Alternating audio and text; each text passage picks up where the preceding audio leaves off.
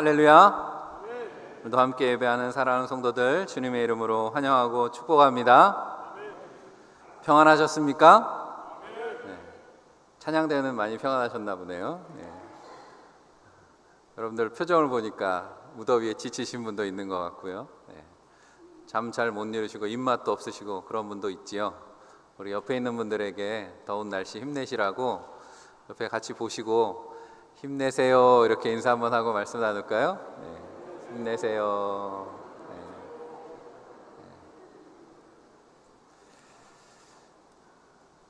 오늘 본문으로 시험을 이기는 방법이라는 제목으로 말씀을 전합니다. 성경에 불같은 시험이라는 표현을 쓸 때가 있습니다. 요즘은 글자 그대로 날씨 때문에 시험이 듭니다. 날이 덥고 지치면, 사람의 몸이 지치면 마음도 약해지고 괜히 힘들고 그런 마음이 들잖아요. 광야 같은 세상이라는 말이 비유가 아니라 그냥 현실이 되어버린 그런 날씨를 경험합니다. 또 이 날씨 덕분에 또 오늘 말씀이 본문에 더 주님의 상황이 피부에 와닿을 수 있겠다라는 생각을 해봅니다. 오늘 말씀의 1절에 그때에 예수께서 성령에 이끌려 마귀에게 시험을 받으러 광야로 가셨다 말씀하고 있습니다.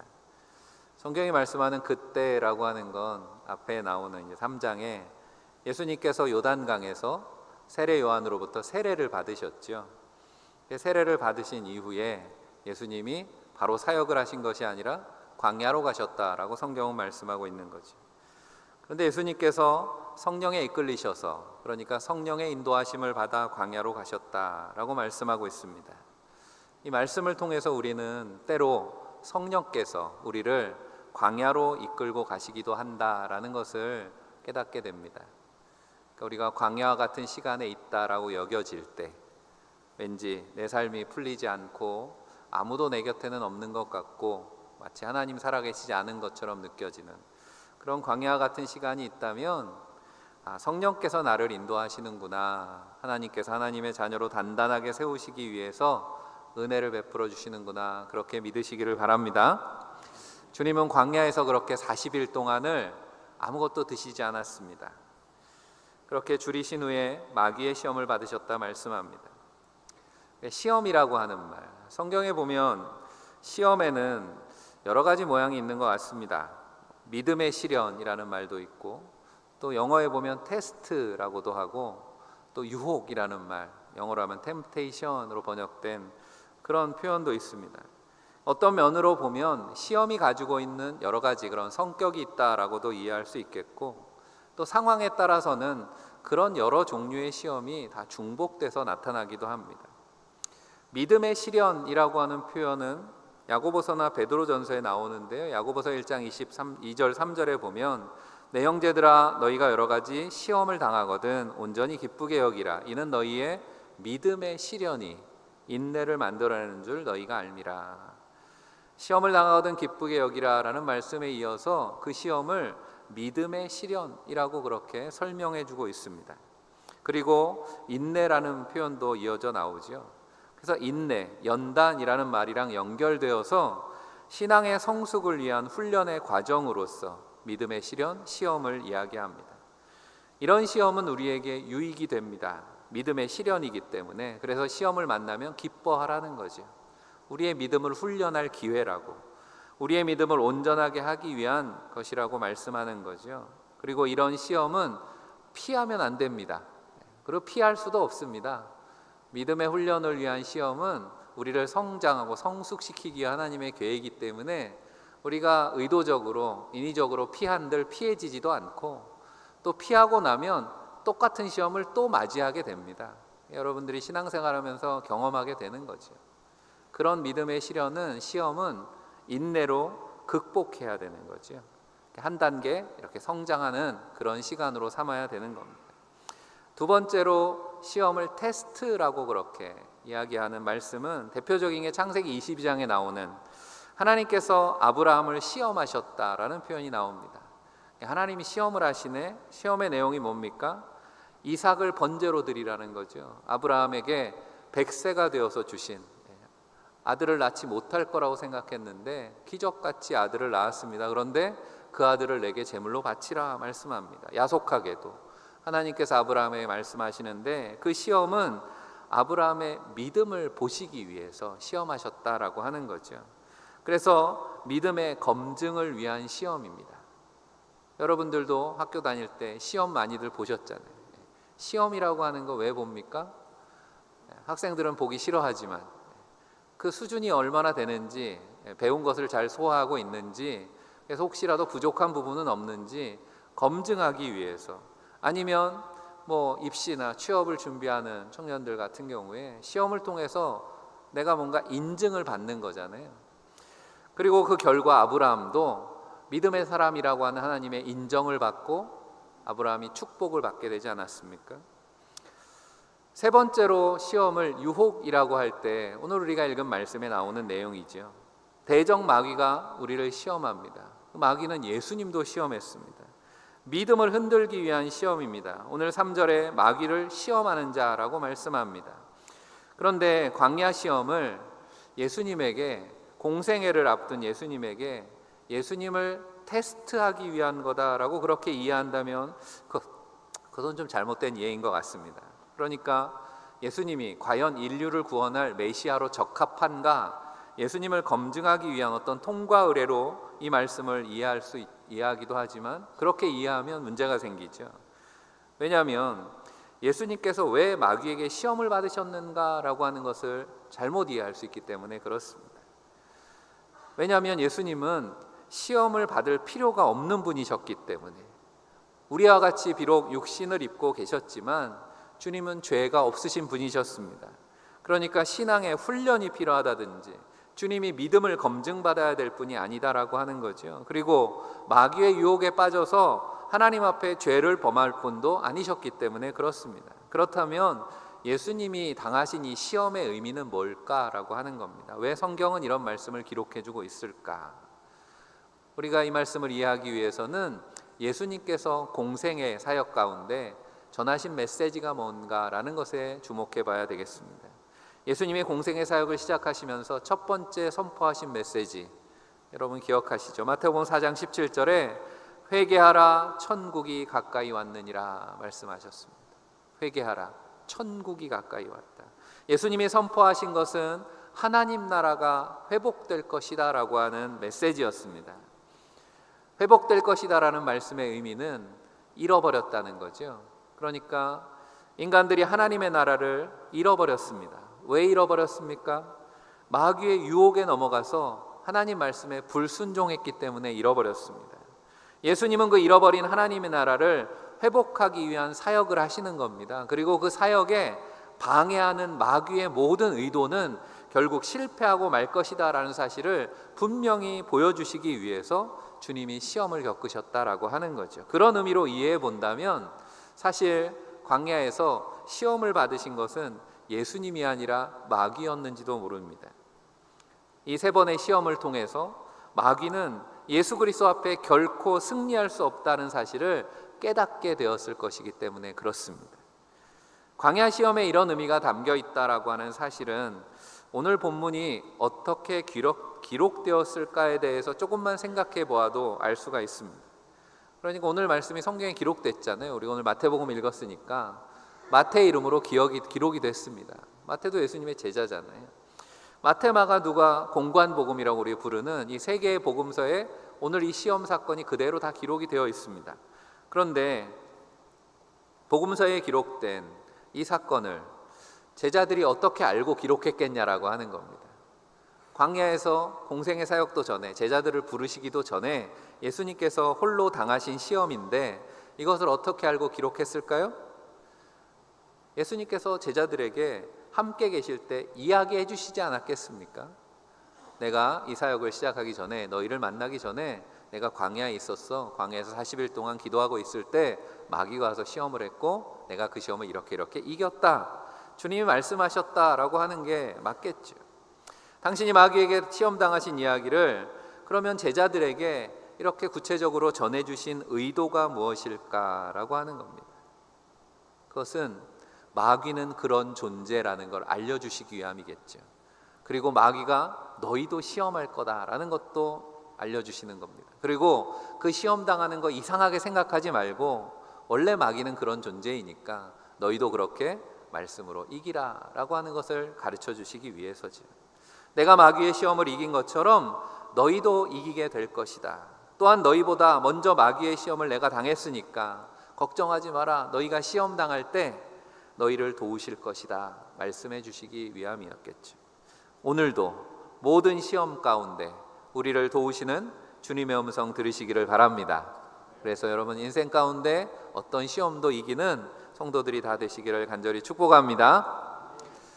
우리가 손자병법에 나를 알고 적을 알면 100번 싸워도 지지 않는다라는 말 기억하실 겁니다. 우리가 시험을 이기는 방법도 역시 마찬가지죠.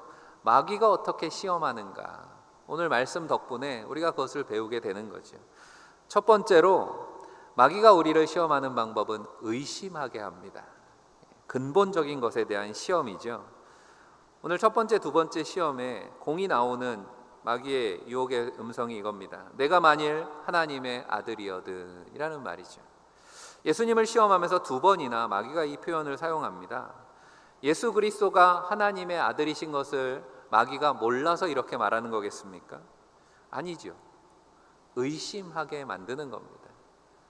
이 말씀을 읽는 우리도 의심하게 만드는 거죠. 만일이라고 하는 말은 가정법입니다. 만일 내가 하나님의 아들이거든 이라는 말은 내가 하나님의 아들이라고 가정해보자 라는 말입니다. 뒤집어 말하면 사실 너는 하나님의 아들이 아니야 라고 이야기하고 싶은 거죠. 마귀는 이처럼 근본적인 것을 공격합니다. 교묘한 말로 우리를 시험하는 거죠. 하나님의 자녀들에게는 하나님과의 관계를 의심하게 만듭니다. 그러니까 내가 하나님의 자녀가 맞나? 라는 생각이 들게 하는 거죠. 아니면 직접적으로 너 그러고도 하나님의 자녀야? 라고 묻는 거죠. 하나님의 말씀을 의심하게 만듭니다. 그리고 하나님의 신실하심에 대해서 부정하게 만듭니다. 우리를 유혹하는 사탄의 세력은 이단과 사이비들을 통해서 드러나기도 하죠. 그 배후에 사탄이 있는 것을 우리가 기억해야 되겠습니다. 그들은 우리가 가지고 있는 믿음, 우리가 알고 있는 말씀, 교회에 대한 신앙을 흔들어 놓으려고 합니다. 다 사탄이 심어 놓는 그런 생각들입니다. 하나님이 살아계신가? 과연 하나님의 말씀이 참인가? 나는 구원을 받았을까? 하나님 내 기도에 응답하실까? 내 마음속에 이런 의심이 자꾸 생겨나게 만든다라고 하는 겁니다. 그러니까 여러분 안에 그런 마음이 들 때 이거는 내 안에 내 마음이 아니구나 하면 맞습니다. 그런 의심이 들면 우리는 조바심을 느끼게 되죠. 그러면서 뭔가 더 분명한 것을 쥐고 싶은 마음, 눈에 보이는 표적을 구하게 된다는 겁니다. 마귀의 교묘함이 여기에 있는 거죠. 내가 만일 하나님의 아들이거든. 예수님의 앞에 이 말을 한들 무슨 소용이 있겠습니까? 예수님이 그걸 의심하실 리도 없고. 그런데 하나님의 아들이면 이거 한번 증명해봐 라고 말하는 겁니다. 돌들이 떡덩이가 되게 하고 성전 꼭대기에서 뛰어내려 보라 라고 하는 겁니다. 돌들이 떡덩이가 되게 하라 라고 하는 것은 하나님의 능력에 대해서 의심하게 만드는 거 아닙니까? 그러니까 마귀는 우리의 약점을 집요하게 파고드는 특징이 있습니다. 틈을 노린다라고 하지요. 그래서 우리는 약합니다. 그래서 신앙생활 잘하다가도 갑자기 낙심하기도 하고 문제가 생기면 시험에 드는 거죠. 하지만 우리를 지켜보시는 하나님은 졸지도 주무시지도 않는 이유, 마귀가 틈타지 못하게 하시기 위함인 줄로 믿습니다. 마귀는 그렇게 틈만 있으면 믿는 성도들을 넘어뜨리려고 기회를 노립니다. 예수님께서 40일 동안 광야에서 기도하시고 금식하셨잖아요. 육신을 가지고 계셨기 때문에 우리랑 똑같이 허기를 느끼셨을 겁니다. 여러분들도 3일 금식해 보신 분들이 있죠. 한 사흘만 굶어 보세요. 그러면 눈 뜨면 기도가 나오는 게 아니라 먹을 생각만 난다고 하죠. 하나님의 아들이면 배고프잖아 까지 돌덩이 몇 개 떡으로 만들면 어때? 그럴 능력이 있잖아요. 하지만 주님은 이 마귀의 유혹에 넘어가지 않으셨습니다. 예수님에게 능력이 없었기 때문이 아니죠. 우리가 잘 아는 것처럼 예수님 공생의 사역 가운데 얼마나 많은 기적을 행하셨습니까? 대표적으로 허기진 많은 백성들 앞에서 보리떡 5개 물고기 2마리 가지고 5,000명을 먹이시기도 하고 또 4,000명을 먹이시기도 했던 그 예수님 아닙니까? 하지만 주님은 그 능력을 자신을 위해서 사용하지 않으셨습니다. 자신이 하나님의 아들이시라는 것을 증명하기 위해서 기적을 행하신 적은 없다라는 거죠. 그리고 말씀하십니다. 사람이 떡으로만 살 것이 아니요 하나님의 입으로부터 나오는 모든 말씀으로 살 것이라. 아멘. 오늘 우리에게 주시는 말씀이잖아요. 너희 마음에 의심이 있냐? 기적을 바라기보다는 말씀을 붙잡으라 라는 겁니다. 기적이 아니라 말씀이 능력인 줄 믿습니다. 사랑하는 성도 여러분, 우리가 때로 구원에 의심이 들 때가 있잖아요. 구원에 확신이 있으십니까? 이렇게 물어보면 아멘 이렇게 자신 있게 말이 안 나올 때가 있어요.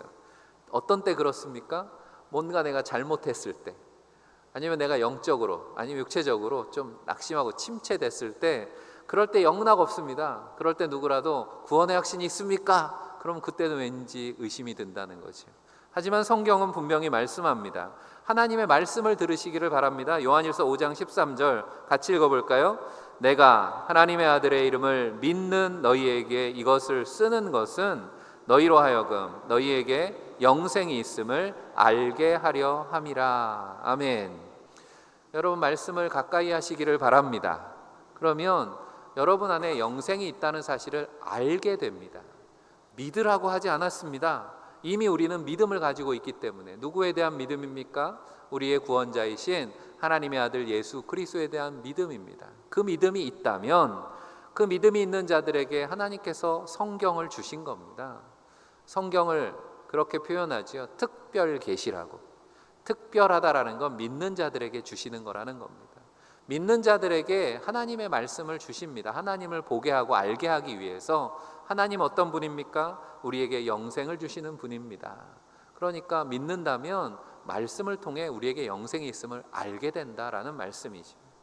여러분 기도하는데 내 기도가 응답받을지 의심이 듭니까? 기도 응답에 대한 확신이 없습니까? 우리가 암송하고 있는 요한복음 15장 7절 말씀 다시 읽어봅니다. 너희가 내 안에 거하고 내 말이 너희 안에 거하면 무엇이든지 원하는 대로 구하라. 그리하면 이루리라. 할렐루야. 이 말씀을 믿으십니까?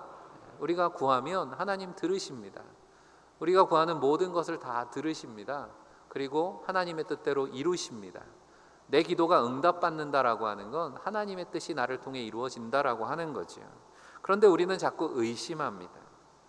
하나님의 말씀을 붙든다라고 하는 건 말씀에 순종한다는 것입니다. 말씀을 따른다는 거죠. 예수님이 당하신 첫 번째 시험은 그래서 말씀에 대한 순종과 관련되어 있습니다. 인간의 범죄가 어디로부터 시작되었습니까? 하나님의 말씀에 대한 불순종이었잖아요. 너희가 저 선악을 알게 하는 나무 먹지 말라. 하나님께서 금하신 명령을 어기고 사탄의 유혹에 넘어간 거죠. 너희가 먹어. 그러면 보함직스럽고 먹음직스럽잖아. 먹으면 눈이 밝아질 거고 하나님같이 될 거야 라고 하는 마귀의 거짓 유혹에 넘어가고 말았던 거죠. 안타까운 것은 먹는 것 때문에 하나님의 나라를 잃어버렸다라고 하는 겁니다. 그리고 지금도 어떻습니까? 먹고 사는 일 때문에 얼마나 많은 신앙인들이 시험에 빠집니까? 마귀의 시험을 물리치면서 주님이 인용하신 신명기 8장 3절 말씀, 오늘 4절에 나오는 이 말씀은 과거 이스라엘 백성들이 40년 광야의 길을 걸을 때 주셨던 말씀이죠. 우리가 몇 주 전에 나눴던 말씀입니다. 신명기 8장 가나안에 들어가는 출애굽 2세대들에게 주셨던 말씀이죠. 오늘 주님이 인용하신 말씀 바로 앞에 2절에 보면 신명기 8장 2절입니다. 내 하나님 여호와께서 이 40년 동안에 내게 광야 길을 걷게 하신 것을 기억하라. 이는 너를 낮추시며 너를 시험하사 내 마음이 어떠한지 그 명령을 지키는지 지키지 않는지 알려 하심이라 말씀하셨습니다. 그리고 너희에게 매일 만나를 줬잖아. 이 만나를 먹인 것은 너희가 떡으로만 사는 게 아니라 하나님의 입으로 나오는 모든 말씀으로 하는 것을 알게 하려 합니다. 이 말씀을 하신 거지요. 출애굽한 이스라엘 백성들에게 40년 동안 날마다 만나를 먹이셨습니다. 무슨 말입니까? 아무것도 없는 광야에서 먹을 거를 해결해 주셨다라고 하는 겁니다. 그런데 그들은 먹는 문제 때문에 그 40년 동안 늘 하나님을 의심하고 원망하며 시험에 실패하고 말았다라고 하는 거죠. 그러나 주님은 40일 동안 아무것도 없는 광야에서 만나도 드시지 않고 줄이신 상태에서도 떡이 아니라 하나님의 말씀을 선택하셨다라고 하는 겁니다. 그러니까 이 말씀, 신명기의 말씀과 주님의 광야 시험은 연결되어 있는 거죠. 이스라엘 백성들은 40년 동안 시험에 실패했지만 주님은 40일 동안 그 시험에서 승리하셨다라고 하는 거죠. 하나님의 시간은 우리의 시간과 다릅니다. 이스라엘 백성들이 40일 가나안 땅을 정탐하고 나서 하나님의 그 약속의 땅을 바라보고도 의심하고 하나님 앞에 원망하다가 40년 광야의 삶을 살아야 했던 것처럼, 그런데 그 40년 광야의 삶, 실패한 삶을 주님은 40일 광야의 삶을 통해서 승리의 삶으로 바꾸셨다라고 하는 거죠. 오늘 주님은 육의 양식보다 더 중요한 것은 영의 양식이다 말씀하고 계십니다. 그리고 그 영의 양식은 우리가 순종으로 받는 것입니다. 여러분들이 말씀 들을 때마다 아멘 하잖아요. 듣기 좋은 말씀만 아멘 하지 마시고, 이 말씀 좋은 말씀이야, 이 말씀 붙들어야지 할 때마다 여러분 아멘 하며 순종으로 붙드시기를 바랍니다. 그럴 때 우리를 넘어뜨리는 마귀의 계획과 모든 의심을 물리치고 승리하는 삶을 살게 될 줄로 믿습니다. 두 번째 시험은 교만에 대한 거죠. 그리고 말씀의 오남용에 관한 시험이라고 할 수 있겠습니다. 두 번째 시험을 보면 마귀가 어떤 존재인가도 우리가 한 번 더 알게 됩니다. 그러니까 호락호락 물러서는 존재가 아니라고 하는 겁니다. 예수님께서 말씀으로 마귀를 그렇게 마귀의 시험을 물리치셨지만 마귀가 물러서지 않고 또 도전합니다. 우리가 마귀를 두려워해서는 안 됩니다. 이미 예수님께서 승리하셨기 때문에. 하지만 그렇다고 우습게 보아서도 안 됩니다. 그런 이유가 여기에 있는 거죠. 사탄을 배우로 하고 있는 이단의 세력도 마찬가지입니다. 혹시라도 신천지나 하나님의 교회나 우리 교인들을 빼가지 않을까, 그렇게 두려워할 필요는 없습니다. 하지만 무조건 무시하는 것도 능사는 아니라고 생각합니다. 경계태세를 늦춰서는 안 되겠죠. 그러기 위해서 더 말씀에 가까이 해야 되는 겁니다. 하나님의 입으로부터 나오는 모든 말씀으로 살 것이다. 예수님께서 그렇게 떡보다 말씀을 선택하시고 꽤 단호하게 말씀하시니까 마귀는 이제는 말씀을 가지고 예수님을 시험하려고 듭니다. 예루살렘 성전 꼭대기에서 예수님을 세워놓고 만일 하나님의 아들이어든 뛰어내리라 라고 하면서 뭐라고 말합니까? 6절에 기록되었으되 그가 너를 위하여 그의 사자들을 명하시리니 그들이 손으로 너를 받들어 발이 돌에 부딪히지 않게 하리로다 하였느니라. 기록되었으되 하였느니라 라는 말은 성경을 인용하는 거거든요. 시편 91편에 있는 말씀을 인용하고 있습니다. 예수님께서 떡이 아니라 말씀이야, 말씀으로 살아야지 라고 그렇게 대답하시니까 그러면 말씀대로 해보라고 유혹을 하는 겁니다. 마귀는 광야에서만이 아니라 가장 거룩한 장소인 성전에서, 그것도 성경 말씀을 사용해서 주님을 유혹하고 있는 겁니다. 더구나 마귀가 인용하고 있는 말씀은 정확합니다. 창세기에서는 하나님이 하신 말씀을 좀 비틀었거든요. 왜곡해가지고 유혹하기도 하지만 말씀을 가져다가 유혹한다는 겁니다. 무슨 말입니까? 마귀도 하나님의 말씀을 정확히 알고 있습니다. 그러니 이단과 사이비들이 하나님의 말씀을 인용하면서 우리를 유혹하는 건 그렇게 놀라운 일이 아닙니다. 그런데 마귀가 말씀을 인용하는 것에는 문제가 있습니다. 뭐가 문제입니까? 앞서 말한 것처럼 예수님이 하나님이 아들이신 것을 증명하라는 거죠. 말씀으로. 말씀은 그런 용도로 사용하는 게 아닙니다. 주님은 두 번째 유혹에서도 마찬가지로 말씀으로 물리치십니다. 7절 말씀 함께 읽어볼까요? 예수께서 이르시되 또 기록되었으되 주 너희 하나님을 시험하지 말라 하였느니라 하시니. 아멘. 왜 예수님이 이렇게 말씀하셨는지 이해가 되시죠? 말씀으로 하나님을 증명하는 거 아니라는 거죠. 오늘 우리에게 주시는 말씀으로 역시 다시 해석을 해보면 하나님의 말씀에 이끌리는 삶을 살아야지 말씀을 이용하는 삶을 살면 안 된다라고 하는 겁니다. 말씀을 가지고 하나님이 살아계신가 살아계시지 않는가, 하나님이 능력이 있으신가 없으신가, 그런 거를 증명하는 것으로 말씀을 이용하면 안 된다는 거죠. 그런데 우리의 모습은 어떻습니까?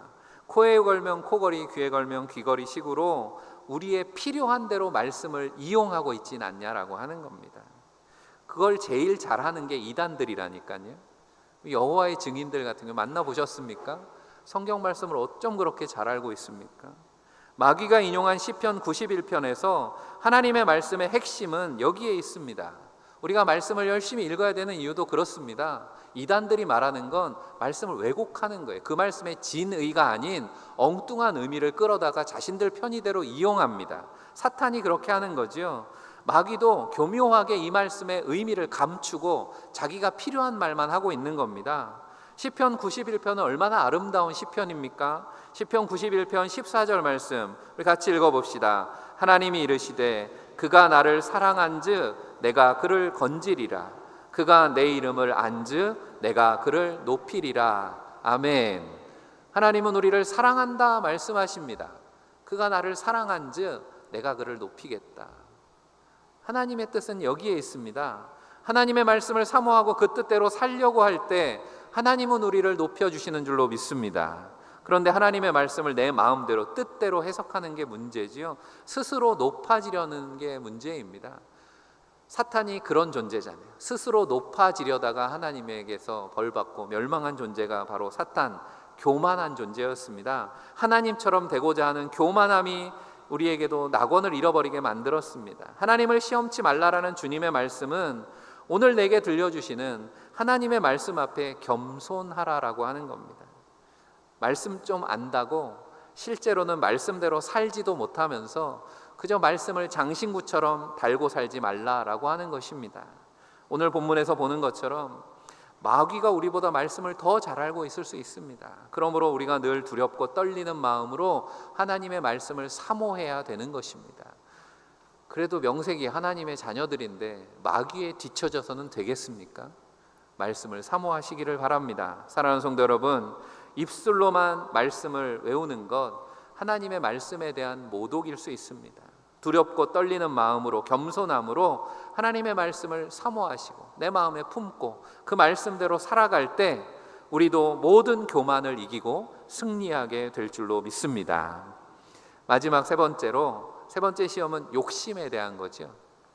잘못된 숭배의 시험입니다. 두 번째 시험도 실패하니까 마귀는 이제 모든 걸 동원합니다. 천하 만국과 그 영광으로 주님을 시험합니다. 9절에 이르되 만일 내게 엎드려 경배하면 이 모든 것을 내게 주리라. 거짓말이죠. 마귀가 줄 수 없습니다. 주님이 단호하게 말씀합니다. 사탄아 물러가라. 기록되었으되 주 너희 하나님께 경배하고 다만 그를 섬기라 하였느니라 말씀합니다.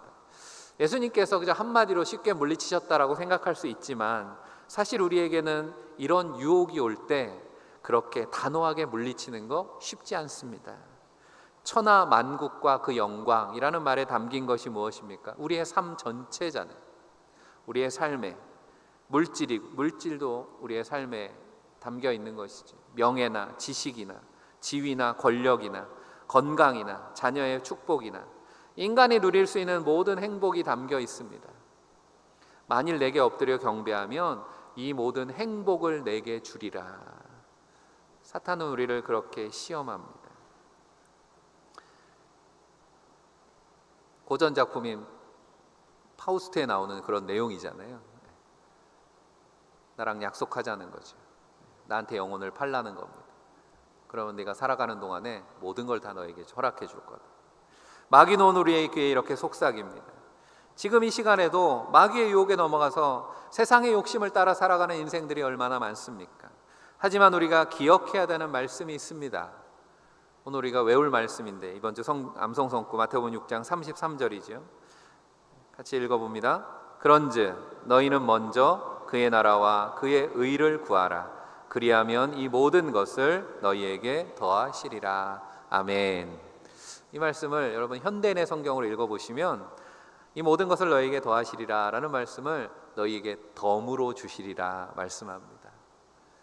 마귀가 이야기하는 모든 것은 사실은 이미 하나님께서 우리에게 허락하신 것이고 하나님의 말씀에 순종해 살아가는 하나님의 백성들에게 덤으로 주시는 축복이라는 사실을 믿으시기를 바랍니다.